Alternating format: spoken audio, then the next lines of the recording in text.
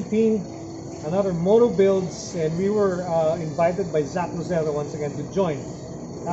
We were a bit skeptic because it's really tiring and it's a lot of stress joining the Motobuilds.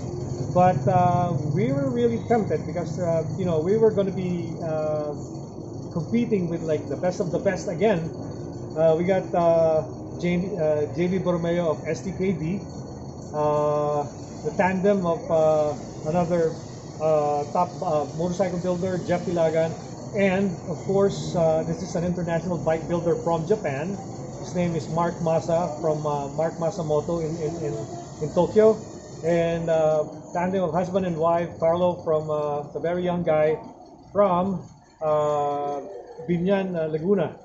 And so we decided to join, and Yamaha Motor Company sponsored this event again, and they gave us the Yamaha site. The Yamaha site is one of the most economical, or probably it has the Philippine record of the most economical gasoline engine for motorcycles. For one liter, it has a whopping 130 to 132 kilometers per liter. I mean, it's so economical that I don't know if you can beat that, 132. So the theme is we're gonna build a scrambler or a dirt bike using the Yamaha site. It was a very small underbone motorcycle. That's why we were a bit, you know what I mean? I mean, startled because we've never done a dirt bike or a scrambler using an underbone. So it was really a big challenge, and the team went on together and gave us or pitched in their ideas, and we came up with the one right here beside me. Sinong binoto mo? We voted for Elmer's bike. Okay. 1 point for Elmer. Carlos, sino binoto mo? STKD. 1 point STKD. Who did you vote for? Elmer. Okay, so 2 points. There is you. Of course, get the nap. I need to sleep. Who did you vote for? I voted for JV. Okay, so that means it's 2. That was my second one. Carlo's build was really, really nice. And, just because of that technicalities. My next bet is JV, STK. So this is what we did. I talked to the 8 judges who worked there, and I consider them as one group vote. So buong araw sila nag-discussion by a messenger on who they wanted. So they were ping-ponging, talking about the disqualification and all of that. And they voted for Laguna Choppers! Big round of applause. Viber, Build-Up, Champ, Elmer, Laguna Choppers. This is his second time to win this. Okay, this is the Yamaha site engine. Okay, the rule was you can take off everything except the chassis of the Yamaha site. You can just throw up everything, but just leave the underbone or the backbone and the engine, and from there you can do whatever design that you got. Okay, and right here with me is Russell. Actually, he's my chief mechanic, and he's my godson, and we both and we all, like the whole team, went together and gave all their ideas. So, okay, first of all, Russell. Okay, this is what They do you told say us about that they want a dirt bike. So Laguna Choppers is more on classic. That's why we put Earth Sport. Look at this. Yeah, Earl Sport from most of you probably remember that from the BMW design from the R50s and R60s. Okay, so what else, Russell? And then we put some sticker. And then this is the 02 sticker, but the Yamaha is engraved. Yeah. That's why we put the number of 02 because win or loss, this is the second time that we join on Motobuilds Pilipinas, but thank God Yeah. we are win. Okay. Yeah, we won. Yeah, before Russell decided to put that on, I was trying to ask him, what are you gonna put on that number plate there, and this part here? Okay, he just mentioned that these are all engraved. These are all a Yamaha logo that's engraved there. And I was trying to ask him, I mean, why number 2? I mean, don't you want to be number 1, right? And then he said, like, if God will let us, this is going to be the second time that we're going to win. I mean, crossing our fingers, those days in the competition, and we were like, I don't know, God, like, please let us win, because this number 2 is going to be taken off if we're not going to win, right? Okay, so Russell, what else? What are other features that we did on the And bike? then the difficult of this kind of bike, because this is a fuel injected, we put another tank here. Yeah, there's another tank down here, which a lot of people would not be able to think about, because this is not really supposed to be just gravity fed, right? So Fuel pump. Russell designed a reservoir tank so that he can put the pump to pump fuel on the fuel injector. Okay, and what else, Russ? Then the subframe, Okay, they told us that we need to remain this tube. Yeah, and the then down tube. down tube, then we customize the subframe, This is the subframe. and then we use this dual shock for the classic again. Yeah, because it has to be classic. So we decided to put on the dual suspensions at the rear, at the back, and then this is also a special feature that we got here.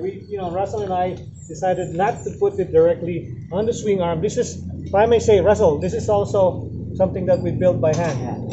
The swing arm looks also classic. Actually, we took the design from another, Japanese classic motorcycle, and we incorporated it here. Okay, so what else, Russ?